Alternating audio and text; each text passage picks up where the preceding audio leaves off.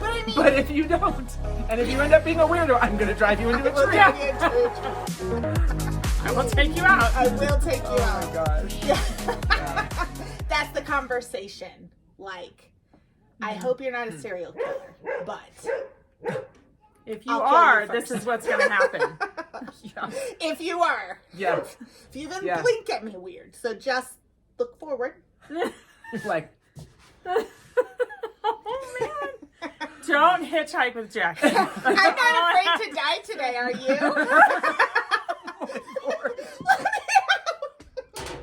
who seated me here? It's time to end the episode. If I'm missing, Take it into But actually, you know, we do Actually. bad. No, we put like blankets in our car, like we have survival gear. yeah, yes. To go to the grocery store. It's true. And food. I always pack And food, more snacks. food than I like packing enough food to feed water. us for a week. So it is good for me to hear that, like, this conversation is useful for me because there's this piece of me that was starting to buy into the narrative that I was just crazy and like that I was over No. like, and I'm like, I don't think I am though. I don't think I am. No. And so this is what this is doing is this is affirming for me. No. This is because you are so intimately familiar with the mountains. Yeah. Well, because when we lived in the city, I didn't text Chris when I was on my way home. Sure. Like, I never needed to. I had a cell phone. Everybody had a cell phone. Like, I'm gonna run into, like, if for some reason my cell phone dies, like, everyone on the street has a cell phone. Yep. And I'm not that far. Like, I can get help. Yep. But here, you could literally see no one for hours. Yeah. Or if it's toward evening, like, for like till the next day. Yep. Yeah. Potentially. So you kind of do have to be like, okay, if I get stuck out here, and the car do dies, I have a full tank of do gas? I have a full too? tank of gas? That's the other Yeah. thing. Yeah. Well, yeah, because I 100%. used to also run my tank solo. Until it was red? Yeah. Oh, yeah. Solo. I did too. Yeah. Until I moved here. Yeah. I've And never then- done that, but I get that. I do get that. Yeah. Like, it's gonna drop below 40. Fill the tank. Yeah. Fill the tank. Yeah. Yeah, I don't, I just do because I'm like, what if I get stuck? I would like, and I'm not like, I haven't like wrecked the engine.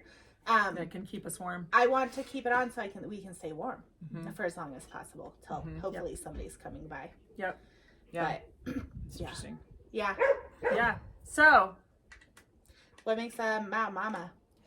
So she is committed to outdoor, to nature, to exploration, or living in places where that's possible. A mountain mama, I would imagine, wants that for their children. yeah. Right? Okay. Yeah. Fine. We Which do is like probably to joke that our kids are feral. well, A little. that's all right. It's not really a joke. It's kind of true. I'm like, wow. Our kids have so much freedom. Yep. There is risk with that. There does come a certain amount of risk with that. But I think there is a certain amount of embracing a certain level of risk. Like, don't play with knives, but Try not go to run around in that rock Yeah. patch and hope don't nothing get happens. kidnapped. Yeah. Like, for real. Don't. But I Which mean, is who's really gonna hard to take do them up out here. I know. really hard to do I'm up like so confused. Yeah. Who's Yeah. got the bear? Yeah. Like, Well, I mean, but got when claws, we stay were away in the from city, it. I was worried about that. So my Oh, kids yeah. didn't go as far, right? Yeah. Like, so Oh, here they can yeah. have a sense of adventure and a sense of like figuring Freedom. things out on their own and some freedom, to a certain degree that's age appropriate. Right. And I'm like, okay, I'm not going to say it couldn't ever happen, but the chances of it happening here are pretty low. And the chances that they would get away and not get caught when there's only two directions to go for hours. Somebody's waiting on the other side. Do you know what I mean? Like, if we call ahead, this There'll be kid- roadblocks. There's roadblocks and there's nowhere else oh, to and go. good luck getting out of here. Yeah, good luck. Like, Yeah. figuring out what How to to do and go how to from get there. out of Yeah. here. That's, So, I that's mean- like the criminals that try and run at the top of slum. And you're like, And good the, luck. and the deputies just stand there and wait. Yeah. And eventually they turn around and come back. Yeah. Why didn't you chase me? I knew you were coming back. Yeah. Yeah. I'm not stupid. Yeah. Yeah. Yeah, so But- I think that's a piece of it, is sort of the embrace of the high value for nature, enough that many choose to actually be in the mountains on the regular, residing in the mountains. We don't. I mean, I would love to. We have limitations around things like my husband's work and things like that. Right. But and I think sometimes that is just life. Like, so then instead of permanently residing there, it's actually even more work, right? Because now it's taking, I have a 2-year-old, taking my 2-year-old and being like, okay, we're going out in the mountains. And last summer we hiked 300 miles where I carried her roughly 300 miles last year. She did her first 14er. I carried her up her first 14er last year. And it was awesome for her. No, actually it was really, she didn't have to do anything. Yeah. She was awesome for her. She was not happy in the beginning of the day because it was so cold, right? And so like she's bundled up and she's like, I don't like this. But then by the time we got up there and she was able to kind of she uses my little hiking poles, and do her thing. She was very happy about that. And she loves the cold weather and she's Colorado through and through. But I think that is a piece of it. It's just a high value for nature for ourselves, but also for our children, which is big piece of that mountain mama piece. And then I would say a value for, and at times pursuit of hard things. Choosing hard things over what's not, when we recognize, but there's a value in that hard thing. Yep. Right? Yeah. I think that that's a big piece of it. And I think too, you said, and you kind of touched on, but also I think it is sort of its own piece, is having a very healthy respect for the mountain. And knowing, like when I was a kid and we would go from the desert to the mountains, it was like, oh, that was fun to cool off and have a picnic and come home. Like, I didn't understand the mountain, Yeah. I know so many people that have moved here that are like, yeah, I'm gonna go hiking. And I'm like, cool. Yeah. And they're like, I want to hike my first 14er. I'm like, yeah, you're lucky all the trails are well worn now. Yeah. Like, I know. Because they weren't when I was a kid. Yeah. Like. I know, ours either, and my dad would have a tendency to, like, get off trail and be like, I don't know, there's the peak. And we're like, now we're like completely, who knows where we are. But they are very worn. Yeah. A lot of them, most of them are pretty well. But what it affords you is the ability to feel like, and I'm not trying to be like elitist, like no one can be but I think that there's a difference between, I've been in the mountains and I seek to embody or to live out the values of recognizing my smallness in compared to my environment and the vulnerability that entails, which is why I prepare so heavily. Choosing hard things because I know it's at the top of the mountain, like not just the top, but like going up that mountain that's gonna like shape and change who I am. And then I get to the top and I'm like, oh wow, this is awesome. This is beautiful. And I'm gonna cry a little bit because I almost, died because I'm hurting. Because I almost died and it hurts. I think those are all pieces of it. And the life skills that you develop and that your kids develop. Doesn't it also create a different, I feel like it almost creates a different type of human. Like I recognize that's not my limit. That's not my limit. That's not my limit. That might be my limit. I'm going to test it tomorrow. Like there's this, I remember finishing the 14ers and being like, wow, I wonder what my limit is. Like, I was shocked because I finished 5 of them pregnant. And I got done and was like, I just vomited my whole way up Capitol Peak. Well, that's interesting. I thought that was going to be the one to do me in. And it, like, just where you kind of, I wonder what the next challenge is that shows me I have this capacity that is beyond what I thought. Yeah. And that's why I say right there, like, you can live in Denver or somewhere where you have this very close proximity to the big mountains and have a very healthy understanding of being a mountain woman, because I wouldn't have hiked any of those pregnant. Like, I live here in the mountain, but I would have been like, I'm just going to pass on that. That's cool. I'm just going to sit by the fire and eat my bonbons and, like, have another cup of coffee. Be pregnant. I mean, you do things, you just, and you choose. Living out here is, like, you still have to chop wood, you still have to do kindling, you still have to... And that's choosing your heart, because I wouldn't do that either. Yeah. But when I keep riding my horse pregnant, and about 6-7 months after jumping my horse and falling off, go, oh, that's probably my limit. Yeah.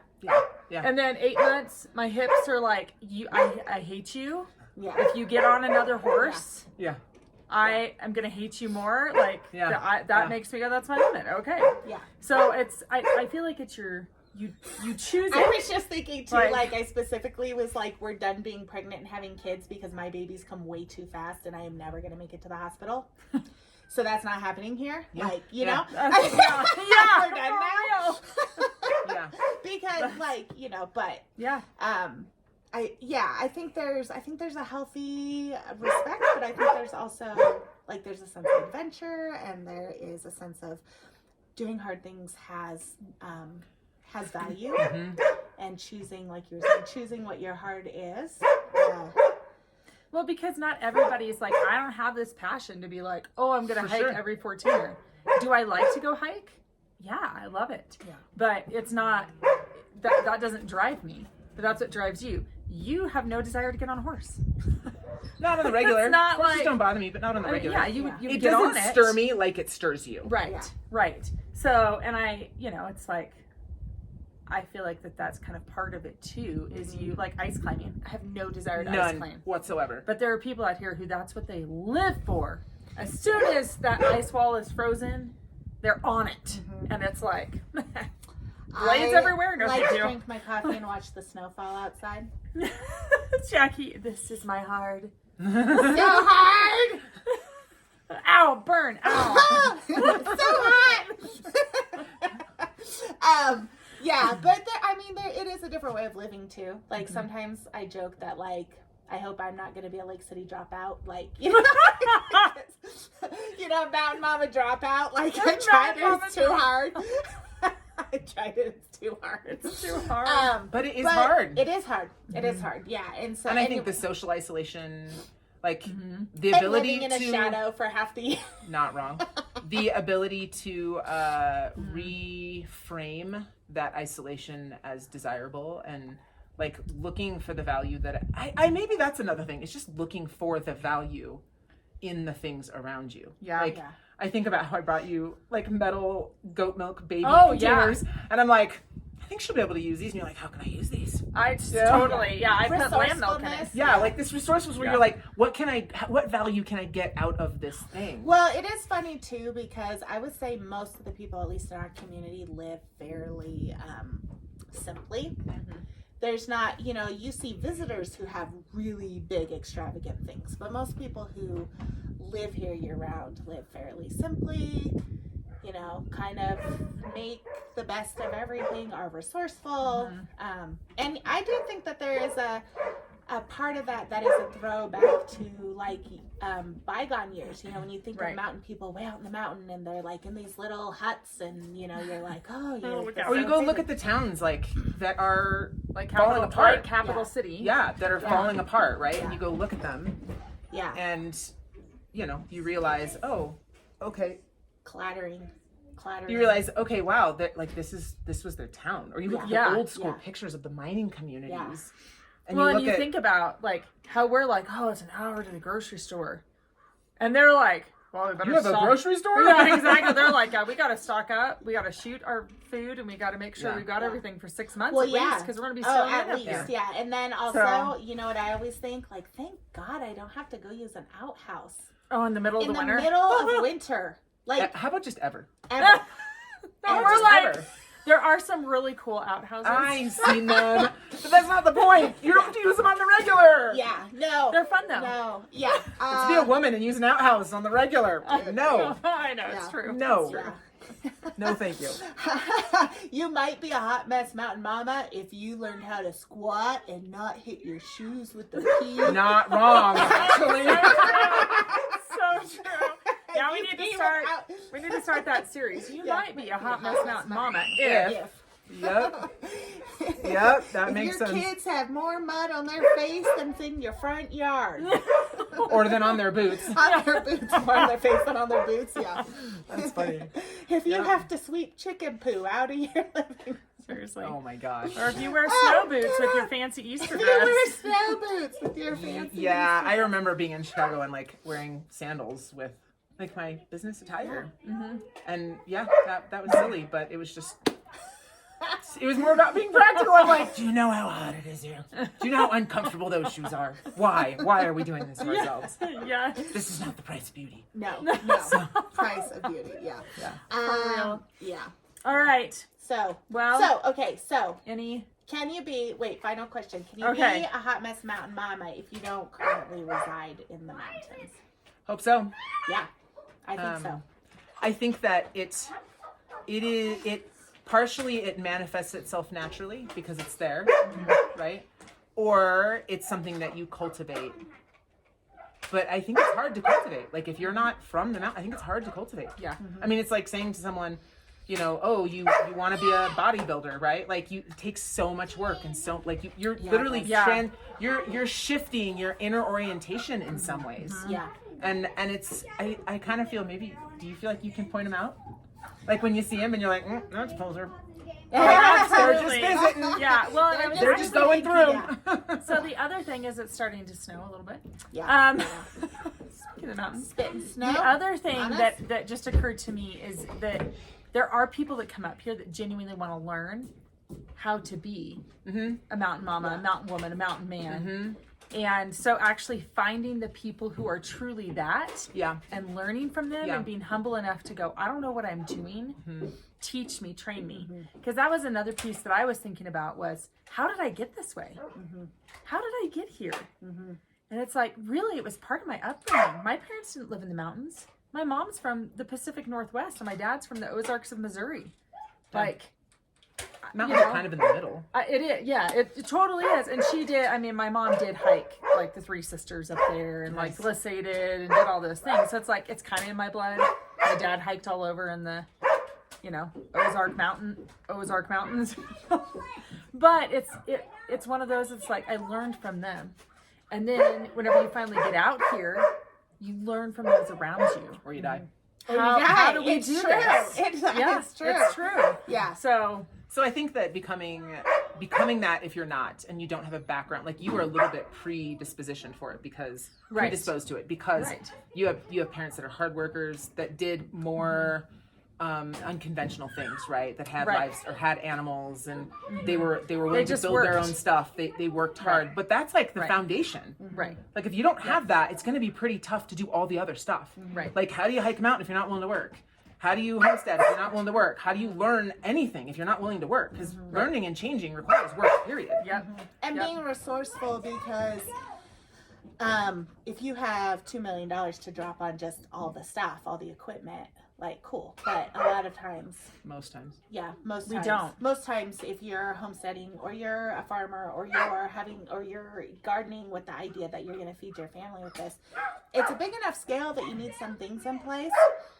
But you don't necessarily have the resources to just go buy the giant, to have someone come in and build you a giant greenhouse that has all the bells and whistles, right? And I wonder if that even takes away from the actual mountain experience. Yeah. Right? You're kind of taking a city thing maybe and bringing it to the mountains. There is people who do that for sure. And a lot of times what I found is they want to change things. They want to change the mountain. They want to bring the things of the mountain or of the city to the mountain. So could we say they want to soften the mountain experience? Yeah, probably. And I think so. I think about when Camp Red Cloud shut down and the camp that bought it wanted to turn it into a camp that you would go to like anywhere else. So like they were like, oh, we're gonna have a craft room and we're gonna have like a waterfront. And I was like, I don't know how you're gonna have a waterfront out here in Colorado. The children will all get hypothermia. Yeah.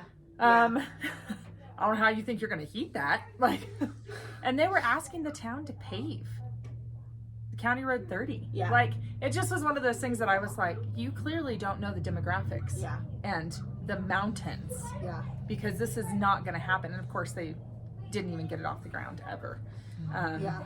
So it definitely, I feel like, is being a mountain person and learning those skills takes time, it takes energy, it takes effort. And if you're not willing to put that in, then I would say don't. Well, and if you come up, that's interesting that the comparison that you make as someone that comes in and tries to change it. I mean, okay, so we built I-70 through the mountains. It's true. And it also had an avalanche this last month. And so you don't change it. Like you can change it. Yeah. You can exist in it. Yeah. Right. But you're not going to tame it. Not really. And I mean, the amount that would go into taming it, and then it's not the mountains anymore. Yeah. Right. Right. But Right. there are still people who will try, and you're like, okay, well. I kind of shake my head and go, why? Yeah. Like, why do you want to be here if not actually for what the experience is? You know, I'm not talking about, you know, your flatlanders that moved to Denver and Denver, you know, Right. whatever, change the demographic and all of the politics and everything related to Denver. I'm not talking about that, but I'm saying like to come to the high country. Right. When you're in the high country and you're like, yeah, I'm gonna come up here and I'm gonna whatever, citify it. City of That's not gonna happen. That's the reality of it. And you know, I will say I do appreciate the people though that do come out and they want to come to the mountains up here. Like all the Texans that come up, I totally appreciate that they come up here. They come up here, they experience the mountains, they enjoy it. Because and how then else are they going to go home. honor it? How else are they going to recognize the value of it? Right. Right. So visiting And that's it is why, beautiful. and that's why I'm not saying like, oh, well, you should never come up here. It's like, Right. no, you should. Right. Like this is something to be valued.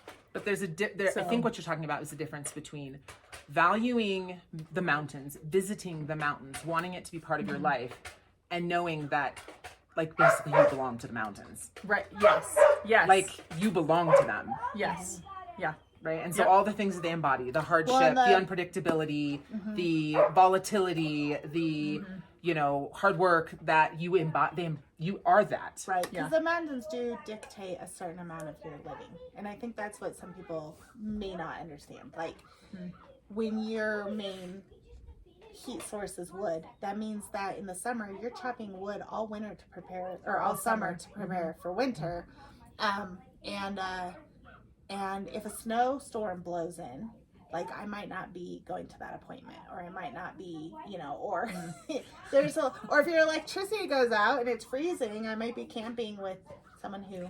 Or you might be out cooking like you did last year, where you're cooking your dinner over a campfire because you're like, well, I mean, at least we're keeping it warm in the house because the generators, but like we need to make dinner. Right. And I still want to eat good food. So Yeah. I'm like, sure, I could have pulled out the cereal and we could have eaten a candlelight cereal dinner, but So what is it like your best, you prepare, your best laid plans are, what is it? It's like, you prepare, but then you recognize that none of it may come to fruition. yeah. Yeah. What can't is that remember saying? I can't remember it. But that's really, I think, living up here, what it is. Speaking of living up here, look who came to say hi. Our turkey.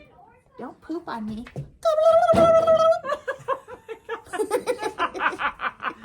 Careful, she'll run you into a tree. Don't cross her. That's right. She's so pretty. Sally. Sally. She's so sweet. She's like, this is really all I wanted. It's cold. Hug right. me. She's very She's affectionate. purring. Do you hear Very her? affectionate. Oh my gosh. She's yes. purring. I love her. I'm gonna take her home. It's funny. Okay. I'm sure Anyway. Chris would be happy with that. He's like, Yeah, why? okay. Why? So, take that back to the Kaminskis.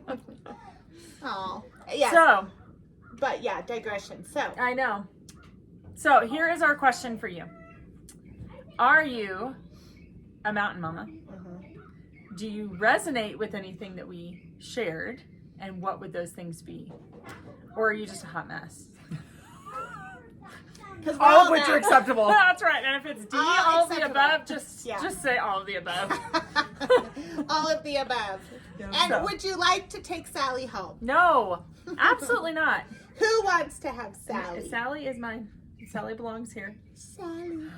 She's looking at you. I will never get rid of you. You are never going to be So, a turkey dinner. you can find Jacqi At Jacqi Cambish. Places. all the places. All the places. Except for where you maybe find- TikTok or... I'm not on all the places, but Yeah, you know. true. We're on the core places, okay? Yeah. Instagram and The Facebook. core places that the 40 plus crowd likes to be on. Facebook, It's so Instagram, Wow. and YouTube. YouTube. So find us. Yep. And where can I'm having an earring issue. Sorry, okay, go ahead. Where can we find you, Becca? Becca Maria EOs on all the 40 plus places. All the yes. And Do you want people Melissa, to find you, Melissa? Yeah, do you want people to find you? No. No. Totally respect that. If you're like, no. By the way, she does take some marvelous photos. I did want to put this plug in because She has some amazing pictures because she has hiked all the 14ers. So, Yeah. do you still have that website? I do. I Okay, do. so So I can be found at Melissa Koss, KOSS.com. So I do a lot of mountain 14er photos because I finished hiking those a couple years ago, and a lot of national park stuff, and just Awesome. where nature is, lighthouses and all sorts of fun. oh yeah, the lighthouses too. Yeah. And you can find Sally snuggling right here on the Kaminsky, Kaminsky homestead. Homestead. Yeah, so check her work out. It's great for decorating your home. Yeah. So Drop me a message. Say, hey, I saw you looking like a lunatic next to the lady with the turkey. you were the only normal one. Really? Yeah, that's That's what really you do. what's happening. You look like a lunatic. I just clean up better. Just kidding. Just kidding. Kidding. But thank you Cover for your ears. That's so mean. thank you for having me on. Yeah, thanks Thanks for for joining joining us. us. It was fun. All right. Bye. Talk to y'all later.